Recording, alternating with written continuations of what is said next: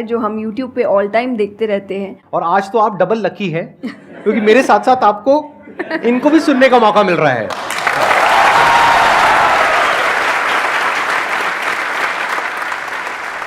आपके मन में जो भी क्वेश्चंस है, जैसे भी क्वेश्चंस है, आप इनसे पूछ सकते हैं। First of all, thank you very much for giving me this opportunity.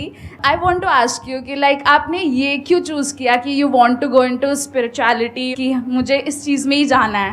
To be very honest, मैंने चूज़ नहीं किया था, इस स्थान ने मुझे चूज़ किया था, क्योंकि मैंने शुरुआत 6 साल की उम्र से की थी।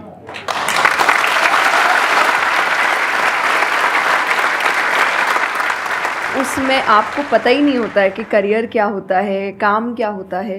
तो मैंने कुछ भी सोचा नहीं था, मेरे सामने चीज़ें आती गई, मुझे अच्छी लगती गई और मैं करती गई। और इसीलिए मैं हमेशा कहती हूँ अपने अंदर के बच्चे को ज़िंदा रखिए, क्योंकि वो कभी भी ये नहीं देखता इससे मेरा फ़ायदा होगा, या उसको अच्छी लगती है चीज़ और वो करता है।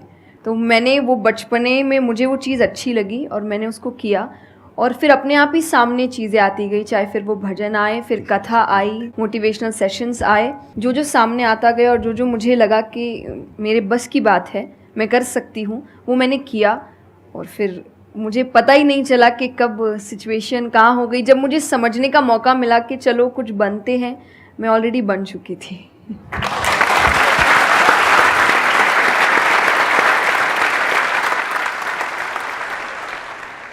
मेरा क्वेश्चन कंसंट्रेशन पावर को लेके है, या दूसरी तरह से बोल सकते हैं अवेयरनेस को लेके। जैसे किसी भी काम पे जो ध्यान लगाने की कैपेबिलिटी होती है वो डिफ़र करती है पर्सन टू पर्सन। मुझे पूछना था क्या कोई इसका बायोलॉजिकल बेसिस भी है, या सिर्फ प्रैक्टिस पे डिपेंड करता है कि किसी की प्रैक्टिस थोड़ी कम है और किसी की ज़्यादा? कई ऐसे एक्सरसाइजेज है जो आपको हेल्प करती है कंसंट्रेशन के लिए। तो जो मैं एक्सरसाइज फॉलो करती हूँ वो लिसनिंग प्रैक्टिस है, कि मैं सोने से पहले या सुबह उठ के कुछ देर 5 मिनट्स 10 मिनट्स मैं बिल्कुल शांत माहौल में और मैं साउंड सुनने की कोशिश करती हूँ। और ऐसा माना जाता है कि जिस दिन आपको 5 से ज़्यादा साउंड सुनने लग जाएं, और 5 का मतलब हुआ कि ऐसा नहीं कि आपके घर में टीवी और मिक्सी और सब चल रहा है तो आप कहे कि अरे भाई 5 साउंड सुनाई दे दिए, नहीं। जब शांति हो तो वो एक बहुत अच्छी प्रैक्टिस है जो आपके दिमाग को हेल्प करती है किसी एक चीज़ पर ध्यान लगाने के लिए। तो आप ऐसे कंसंट्रेशन पावर के एक्सरसाइजेज होती कर सकते हैं, और जो मैं करती हूँ मैंने आपको बताया, मैं रोज़ करती हूँ।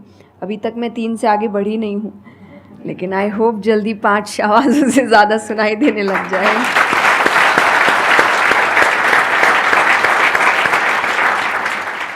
बचपन से जो आपने किया अभी तक वो तो मैटर करता ही है। फॉर एग्जाम्पल, अगर आप बचपन से ही सिर्फ कंप्यूटर पर ही अपना टाइम पास कर रहे हो या मोबाइल पे, जो आजकल बड़ा कॉमन हो गया है, तो आपकी जो कंसंट्रेशन पावर है वो पैसिव वे में तो अच्छी होगी। यानी कि अगर कोई कंटेंट है उसको आप कंज्यूम कर रहे हो तब तो आपका माइंड वहां पर लग जाएगा, लेकिन जब खुद ध्यान लगाने की बारी आएगी तो आप नहीं लगा पाओगे। एक्टिव कंसंट्रेशन आप नहीं कर पाओगे। और वही आपका क्वेश्चन है कि जो अपनी एक्टिव कंसंट्रेशन पावर है उसको कैसे बढ़ाया जाए, यानी कि आप जब चाहे, जहां चाहे, जितनी देर के लिए चाहे उतनी देर के लिए अपना ध्यान लगा सके, और जब चाहे वहां से ध्यान हटा सके। इसी को कहेंगे ना कि एक्चुअल में आपका जो ध्यान है वो आपके कंट्रोल में है। नहीं तो इतना कुछ है इस दुनिया में, वो तो सब खींचने के लिए तैयार बैठे हैं आपके ध्यान को, आपकी अटेंशन को। अगर फाइनेंशियली बात करी जाए तो आज की डेट में सबसे ज्यादा जो वैल्यू है वो आपकी अटेंशन की है। जितनी भी कंपनीज हैं उनके लिए सबसे इंपॉर्टेंट है आपकी अटेंशन। अगर आपकी अटेंशन आपके हाथ से निकल जाती है और उनके हाथ में चली जाती है तो वो हो जाएगा जो वो चाहते हैं, यानी उनको प्रॉफिट हो जाएगा, आपको नुकसान होता है हो जाए। तो अब सवाल उठता है उसको कैसे बढ़ाया जाए। चेस बहुत अच्छा तरीका है उसको बढ़ाने का। स्पोर्ट्स से आपकी कंसंट्रेशन पावर बढ़ती है। जैसे मुझे बैडमिंटन बहुत पसंद है, तो बैडमिंटन में सारा ध्यान कहां पर होता है? शटल के ऊपर, और कोई थॉट माइंड में आ ही नहीं सकता, क्योंकि अगर वो आया तो शटल से आपका ध्यान हट गया और आप हार जाओगे। तो sports is another way of doing it. उसके अलावा जैसे इन्होंने बताया लिसनिंग, अगेन वेरी पावरफुल। बहुत तरह की साउंड्स हैं, बहुत तरह की वाइब्रेशंस हैं इस यूनिवर्स में, बट हमारा ध्यान नहीं है उसकी तरफ। कुछ ग्रॉस है, कुछ सटल है।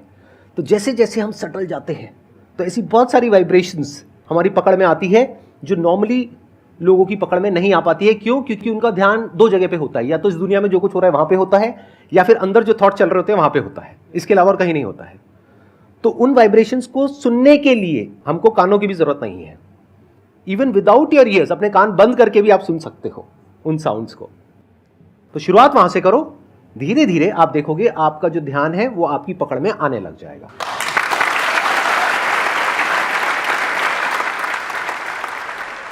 मेरा क्वेश्चन आपसे मतलब दोनों से ही है, वो ये कि हम लोग मतलब आज की सोशल मीडिया वाला ज़माना है तो हम लोग बहुत डिस्ट्रैक्टेड रहते हैं, और जब भी स्पिरिचुअलिटी की बात होती है फैमिली में, फ्रेंड्स में, तो सभी ये कहते हैं कि स्पिरिचुअल अभी होने की ज़रूरत नहीं है, करियर पे ध्यान दो, अभी कौन सा टाइम है, बाद में देख लेना। और हम लोगों के घरों में भी हम देखते हैं। तो मैम ये चीज़ कैसे मतलब उनको कैसे समझाई जाए कि ये चीज़ कितनी इम्पॉर्टेंट है और उसकी इम्पोर्टेंस क्या है? मेरे हिसाब से, और आई थिंक मेरे क्या पूरी दुनिया के हिसाब से, जो भी स्पिरिचुअलिटी को ठीक से समझता है ये यंग एज प्रोसेस ही है। जैसे अगर आप रिलीजियस वे में भी सुने तो भगवान को हम कुछ भी चढ़ाते हैं वो फ्रेश होता है, प्रसाद है, फूल है, कुछ भी 1 दिन 2 दिन पहले नहीं होता। तुम खुद इतने पुराने होके क्यों फिर अपने आप को चढ़ाते हैं? जब आप रिजिड हो चुके हैं, जब आपको आगे कुछ काम खास करना नहीं है, आप रिटायर हो चुके हैं, तब आप उस स्पिरिचुअलिटी का करेंगे क्या? आपकी लाइफ में कोई चैलेंजेस होंगे ही नहीं जब सामना करने के लिए। तो स्पिरिचुअलिटी मतलब सिर्फ पूजा पाठ नहीं होता। मंत्र, जैसा मैंने लिसनिंग एक्सरसाइज बताई, वैसे ही मंत्र चैंटिंग भी एक बहुत बड़ी एक्सरसाइज है कि आप मंत्रों का उच्चारण करते हैं मेडिटेशन में, क्योंकि जो पावर, जो वाइब्रेशंस वो साउंड रखते हैं वो आई थिंक दुनिया में और कहीं नहीं है। तो वो आपके करियर के लिए, कंसंट्रेशन पावर के लिए, कॉन्फिडेंस के लिए, मेमोरी पावर के लिए, सबके लिए बहुत अच्छा है। तो आपको यही समझाना है कि आप स्पिरिचुअलिटी का मतलब, एक तो पहले ये पर्सपेक्टिव हटा दें कि हम सब त्याग देंगे, हम सब छोड़ देंगे। ऐसा कुछ भी नहीं होता। गीता जी में स्पिरिचुअलिटी का ज्ञान उसको दिया गया है जिसको आगे जाके राजा बनना है, अर्जुन को। उसके पास क्या लग्जरी नहीं है, राज्य नहीं है, पैसा नहीं है, क्या नहीं है। तो अध्यात्म का मतलब कभी भी नहीं होता सब कुछ छोड़ देना, सबके बीच रहना है, पर इस तरीके से रहना है कि वो आप पर हावी ना हो हर चीज़। यही आध्यात्म है, यही स्पिरिचुअलिटी है कि बाहर की चीज़ें यहाँ ट्रबल ना कर सके, बस इतना ही करना है।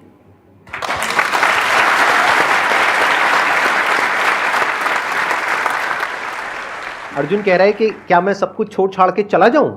और भगवान कृष्ण उसको क्या बोल रहे हैं कि अभी जो तुम्हें करना है उस पर ध्यान दो।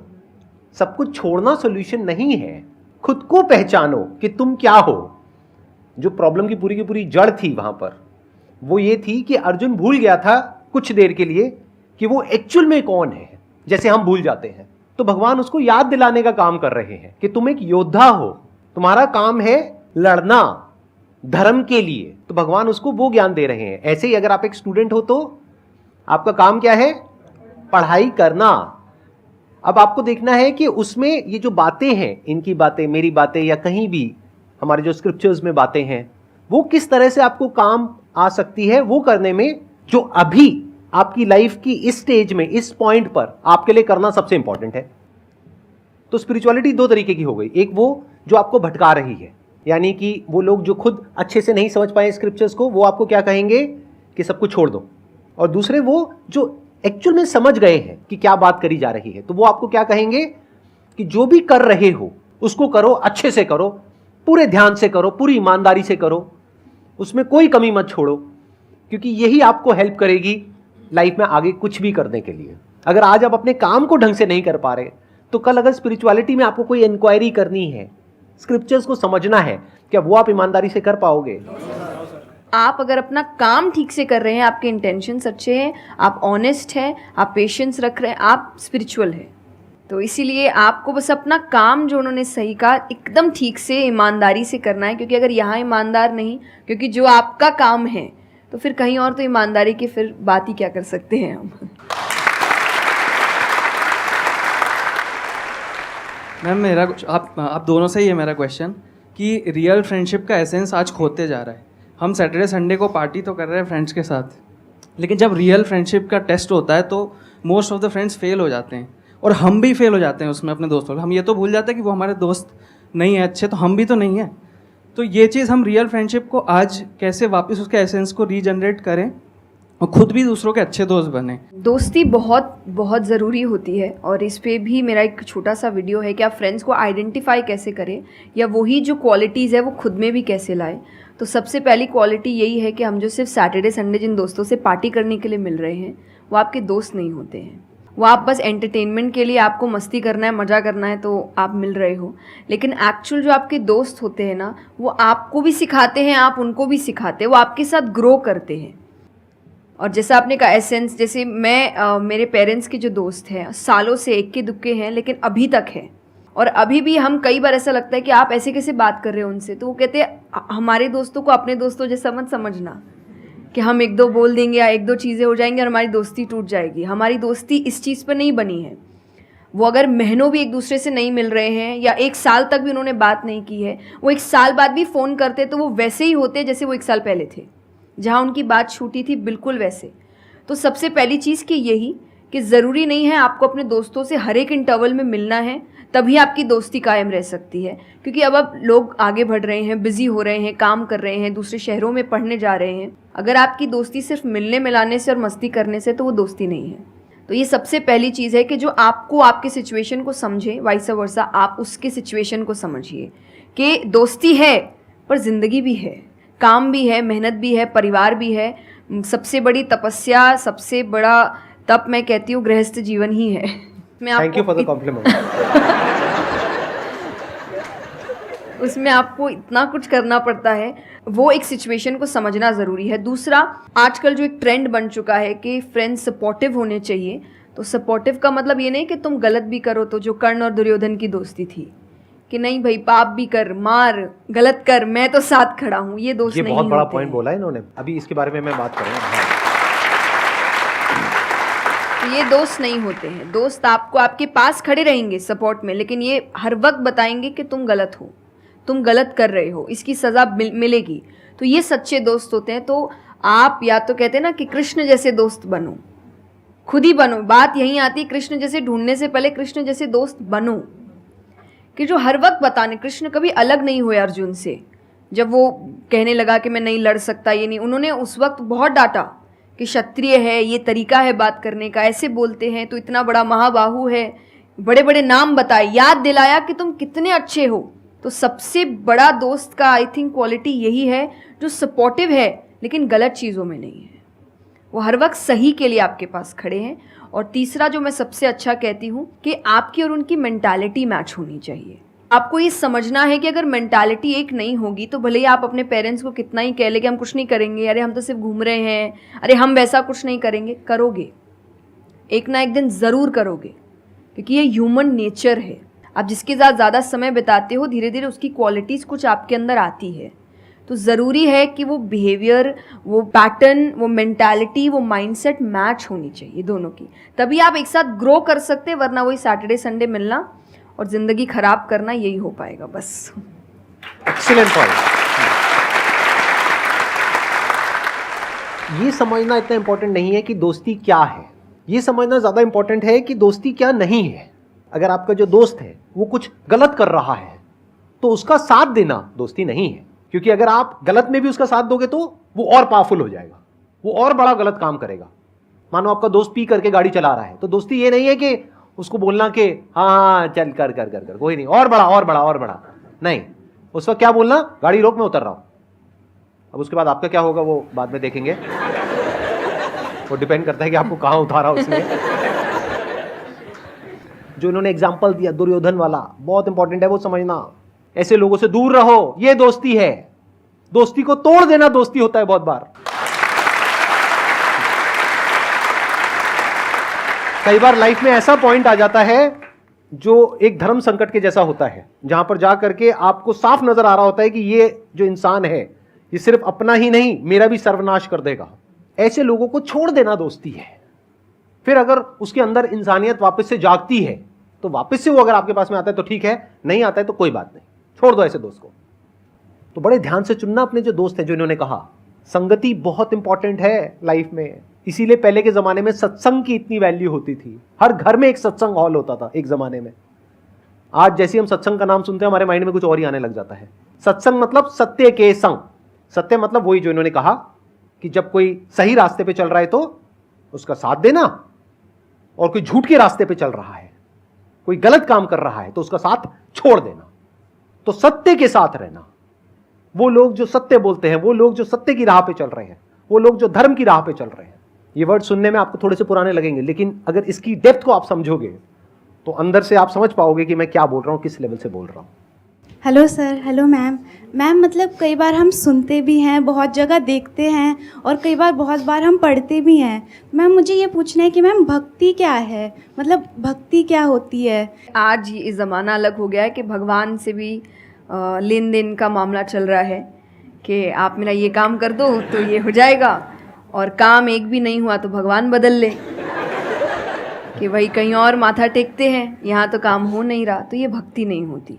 तो एक तो जो परसेप्शन भक्ति का बन गया है कि भजन कीर्तन पूजा पाठ कर लिया और भक्ति हो गई। भक्ति का असल मीनिंग है सरेंडर, समर्पण। और समर्पण व्यक्ति कब करता है? जब पहला चीज़ विश्वास होता है कि वो जो भी करता है वो सही करता है। मुझसे कई बार लोग पूछते हैं कि आप बहुत ज़्यादा डिप्रेशन में नहीं जाते, या कोई आपने सब कुछ देखा है, चाहे स्ट्रगल है, इंसल्ट है, रिजेक्शन है, हर फील्ड में हर चीज़ होती है। अगर आप आगे बढ़ रहे हैं, कोई पोजीशन पे जाने की कोशिश करें, तो आपको इनका सामना करना पड़ेगा, ये ज़िंदगी के साथ आता है, तो आपको सामना। लेकिन मुझे कभी दिक्कत नहीं दी ये चीज़ें। क्यों? क्योंकि जो मैंने कहा समर्पण, मुझे पता है कि एक ऐसी शक्ति ऊपर बैठी है जो मेरा बुरा नहीं चाहती। तो कई बार बुरी चीज़ें भी मेरी ज़िंदगी में हो रही है, मुझे पता है वो मेरे अच्छे के लिए है, क्योंकि वो कर रहा है। तो ये समर्पण, ये भक्ति है। तो ये आपको हारने नहीं देती। क्यों हारेंगे आप? क्योंकि आपको पता है ना कि वो हारने देगा नहीं। तो आप अपने आप गिरे, आप फिर उठेंगे कि नहीं भाई अभी गिरना शायद ज़रूरी होगा, उसका इशारा है, इसीलिए चलो फिर उठते हैं, फिर आगे बढ़ते हैं। तो अर्जुन ने भी जब समर्पण की बात गीता जी में आती है, तो कई लोग कहते हैं कि धर्म का मतलब होता है अंधविश्वास। नहीं, क्योंकि अगर अंधविश्वास होता, अंधविश्वास में क्वेश्चन करना अलाउड नहीं होता आपको। गीता अगर सिर्फ भगवान की बात होती तो 2 पन्ने में ख़त्म हो गई होती। ये दोनों के बीच की बात है, जिसमें अर्जुन ये जानते हुए कि सामने कौन खड़ा है, क्वेश्चन करने की तो कोई सवाल ही नहीं था वहाँ पर कि भगवान लड़ने बोल रहा है, क्या क्वेश्चन करना, पर उसने कंटिन्यूसली क्वेश्चंस किए हैं। पर उसका भी नाम आया था समर्पण, कि वो समर्पित होकर क्वेश्चन कर रहा था कि ये जो खड़ा है ये मेरे हर सवाल का जवाब जानता है, ये मुझसे कभी कुछ गलत काम नहीं कराएगा, लेकिन इसका मतलब ये नहीं कि मैं अपनी जिज्ञासा बाहर नहीं निकालूंगा, मैं अपने क्वेश्चंस पूछूंगा। तो भक्ति का अर्थ यही होता है कि पहला निष्काम होता है। क्या फ़ायदा मत ढूंढिए कि मेरा काम नहीं हुआ तो भगवान है ही नहीं। भाई भगवान कहाँ है? भगवान होते तो ऐसा होता क्या? वो तो इंसान है, इसीलिए ऐसे हो रहे काम। भगवान ने तो सबको देखे, बच्चा तो मासूम ही होता है, बड़े होके ख़राब हो जाता है। कोई बच्चा गलत आपने देखा है क्या? छोटा सा बच्चा ही डॉन बनने के बारे में सोच रहा है, वो तो बच्चा ही होता है, मासूम होता है, सच्चा होता है। तो भगवान इसलिए कहते हैं बच्चे भगवान का रूप है, क्योंकि वो एकदम प्योर होते हैं। बड़े होने के बाद हम काम खराब करते हैं और नाम फिर हम भगवान का देते हैं, क्योंकि हमको इल्ज़ाम लगाने के लिए लोग चाहिए। ये फेलियर्स के लिए भी, आप फेलियर्स के लिए भी हम कहते हैं मेरा काम अच्छा नहीं था, मेरा समय अच्छा नहीं था, मुझे पेरेंट्स ने सपोर्ट नहीं किया, मेरे पास ये नहीं था। वरना अगर देखा जाए इन्हीं सिचुएशन में कई लोग हैं जो काम करके आगे बढ़ जाते हैं। तो करने वाला तो कर लेगा, नहीं करने वाला इल्ज़ाम लगाएगा। तो वो इल्ज़ाम अभी हमें ऐसे दिखता है एक ऐसा कोई है जो सामने तो खड़ा नहीं है, भगवान लगाओ इल्ज़ाम। एक फ़ोटो है ना इंटरनेट पे कि भगवान खड़े, छोटी बच्ची खड़ी है, छोटी बच्ची के हाथ में एक टेडी बेयर है, तो भगवान वो मांग रहे हैं और वो बच्ची बोली मुझे बहुत अच्छा लगता है, मुझे नहीं देना। उसको नहीं पता कि भगवान के पास पीछे एक बड़ा सा टेडी बेयर रखा है और भगवान उसको कह रहे कि बस दे दो और मुझ पे विश्वास रखो कि वो दे दो छोटी चीज़ जो तुमसे, आपको वो बुरी लग रही है उस वक्त कि मेरे साथ गलत हो गया या मेरा छोटा काम नहीं हुआ, मैंने तो इतनी पूजा की थी, इतना काम किया था। शायद तुम उस काम के लिए नहीं बने हो, तुम और बड़े चीज़ के लिए बने हो। तो निष्काम क्या है कि आपकी भक्ति निष्काम है, स्वार्थ से नहीं बनी है, तो भक्ति आगे बढ़ेगी। दूसरा सरेंडर, कि मेरे हर सवाल का उत्तर सिर्फ उसके पास है। तो ये 2 चीज़ें भक्ति बनाती हैं।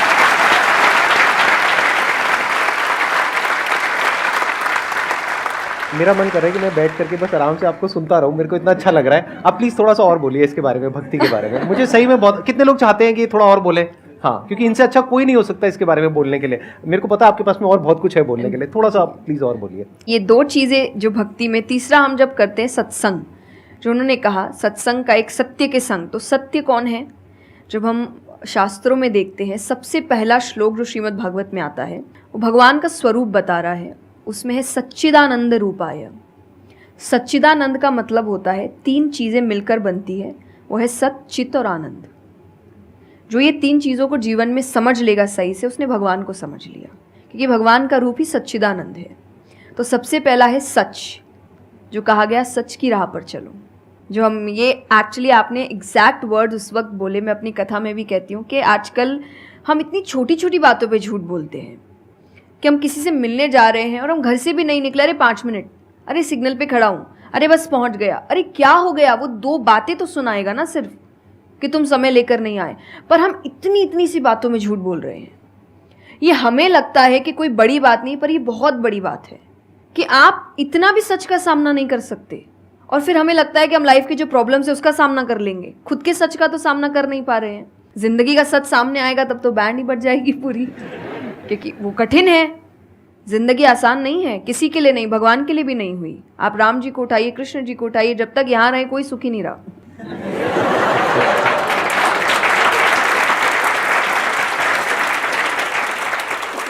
तो सुखी तो कोई नहीं रहा यहाँ पर। आपको सुख खुद ढूंढना पड़ता है, आपको अपना जीवन खुद निकालना पड़ता है अपने चॉइसेस को लेकर। तो इसीलिए पहला सत है। दूसरा चित है, अवेयरनेस। हम अवेयर नहीं हैं चीज़ों को लेकर, हम इग्नोर करते हैं। अवेयरनेस और इग्नोरेंस ये ऑपोजिट्स हो गए कि आप कोई भी चीज़ आपको समझ नहीं आ रही है, नहीं है। मैं अधिकतर नास्तिक लोगों को आप देखिए, उनको अगर पूछे ना भगवान को मानते हैं, तो उनके पास एग्जैक्ट रीजंस नहीं होते कि क्यों नहीं मानते। बस नहीं है, दिखा नहीं, मुझे नहीं दिखा तो नहीं है। तो तुम्हें तो बहुत चीज़ें नहीं दिख रही। मेरे पापा इस पर मैंने एक बार से क्वेश्चन किया था कि बोले तो पापा कैसे जवाब देते। पापा बोले उनको पूछना उन्होंने अपने परदादा को देखा था। देखा तो नहीं होगा,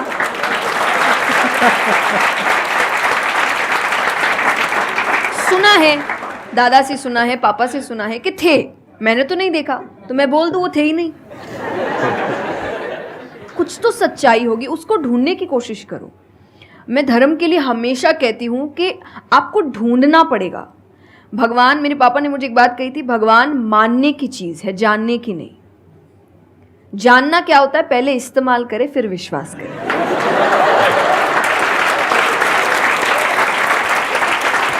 कि पहले देखेंगे है कि नहीं है, फिर बताएंगे, तो वो तो भगवान है। वो कहेंगे देख मैं भी घुमाता हूँ। वो भगवान है भाई। उनको अगर आप बोलोगे कि मेरे सामने आ, मुझे दिखा तू है कि नहीं, तो बोलेंगे घूम, नहीं दिखाता, कभी नहीं हुई, नहीं जा। तो भगवान मानने की चीज़ है, मानो वो अपने आप जना देंगे वो कहाँ है। तो भगवान के लिए माना गया कि पहले आपको मानना पड़ता है, दैट इज सरेंडर, कि मैं मानता हूँ, मैं इसीलिए पढ़ रहा हूँ। अधिकतर लोग अभी पढ़ क्यों रहे हैं, जान क्यों रहे, गलत साबित करने के लिए।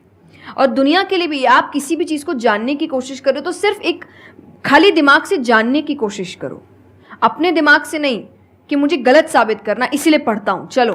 तो फिर आपका दिमाग सीधा उस गलत बात पे ही जाएगा कि देखो मैंने तो बोला ही था गलत है। और उसके आसपास कितनी अच्छी बातें लिखी होगी आप देखेंगे नहीं, पर आपको जो बस साबित करना है, आप उस लोग सुनते भी आजकल इसीलिए हैं। मैं कथा में एक बात कहती कि उस आजकल कथा ही बची है सुनने वाली चीज़, वरना आप कहीं भी 2 लोगों को देखिए वो बोलेगा मैं बोलता हूँ, नहीं मैं बोलता हूँ, नहीं मैं बोलता हूँ। दुख देखिए किसी के, प्रॉब्लम्स को एक बोलता है अरे मेरी ज़िंदगी अच्छी नहीं चल रही, अरे मेरी उससे भी खराब है। आप किसी से मदद भी कहाँ मांगेंगे कि वो एक दुख सुनाओ वो 4 सुनाता है, तो क्या ही मदद मांगे कि तो मेरे से दुखी है, तो मेरे से और 500 रुपये रख भाई। ये तो इतना, तो लोग हर वक्त कोई सुनना नहीं चाह रहा, और सुन भी रहे हैं तो इसीलिए कि ताकि बस मैं बोल सकूं, कि ये ख़त्म करे बस जल्दी से, ये चुप हो ताकि मैं बोलूं। तो ये बंद करिए। भगवान ने अर्जुन की पहले पूरी बात सुनी थी, एक बार भी बीच में इंटरप्ट नहीं किया, उसकी पूरी बात सुनी। क्यों? तभी वो आंसर ठीक से कर पाएंगे। अगर आप बीच में हर चीज़ में इंटरप्ट करेंगे, लोगों के ओपिनियंस में इंटरप्ट करेंगे, तो आप उनकी बात को नहीं समझ पाएंगे। जितना सुनेंगे उतना सीखेंगे, क्योंकि बोलोगे तो वही जो आता है, पर सुनोगे तो कई बार ऐसी चीज़ें पता चलेगी जो नहीं पता, जो नहीं आता है। तो सत्संग यही है। आप लोग एक काम करो, अपना मोबाइल ऑन करो और अपने घर पे फोन कर दो कि शाम तक हम यहीं बैठे हैं। मतलब मेरा मन तो नहीं है यहाँ से आज उठने का, मेरा मन है आराम से बैठ करके इनसे सुनने का। मुझे तो बहुत अच्छा लग रहा है, लेकिन आई एम नॉट श्योर कि इनके पास में इतना टाइम होगा या नहीं होगा। आप प्लीज, आई एम सॉरी मैंने आपको इंटरप्ट किया। नहीं बिल्कुल। तो यही छोटी छोटी बातें हैं देखिए। और आनंद का मतलब एक्चुअली परमानेंट हैप्पीनेस होता है, जो आपको भगवान के साथ ही मिलता है। कि आपको किसी की ज़रूरत नहीं है, बाकी सब कुछ टेम्पररी है। और टेम्पररी खुशियों के लिए भगवान ने अर्जुन को लड़ने के लिए इसलिए नहीं बोला था कि तेरे को राज्य मिल जाएगा, खुशी मिलेगी, पैसा मिल जाएगा, नहीं। एक परमानेंट हैप्पीनेस थी कि मैंने अपना काम अच्छे से किया, उसके लिए लड़ो। तो जो भी काम कर रहे हो परमानेंट क्या है उसमें वो देखो, और ये आपकी सक्सेस पे भी काम आता है। भगवान जैसे अब हम कहते हैं ना कि दुनिया में कुछ सच नहीं है, संसार सच नहीं, इसका मतलब क्या है? छोड़ने के लिए नहीं।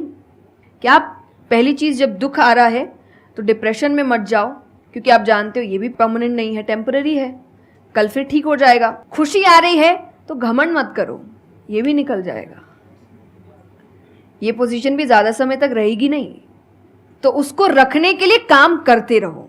तो भगवान हर चीज़ में कहते बैलेंस्ड रहो, और परमानेंट वो है उसके पीछे भागो। तो आप अपने आप ही जो दिखावे की दुनिया है, करते हम सब है और सब कुछ करना चाहिए लाइफ में, सब इंजॉय करिए, पर अगर उसको जानते हुए करोगे कि परमानेंट नहीं है तो जैसा मैंने कहा वो यहाँ जाएगा नहीं।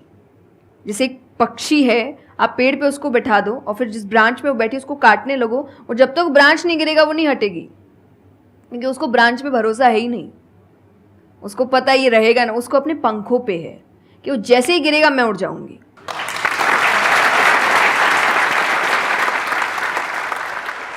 एक सॉन्ग अगर आप प्लीज उस पे हम एंड कर सकते हैं सेशन को। हाँ, अगर आपको कोई प्रॉब्लम ना हो तो। हाँ प्लीज। मेरा आपकी कृपा से सब काम हो रहा है, करते हो तुम कन्हैया मेरा नाम हो रहा है। मेरा आपकी कृपा से सब काम हो रहा है। बहुत बढ़िया।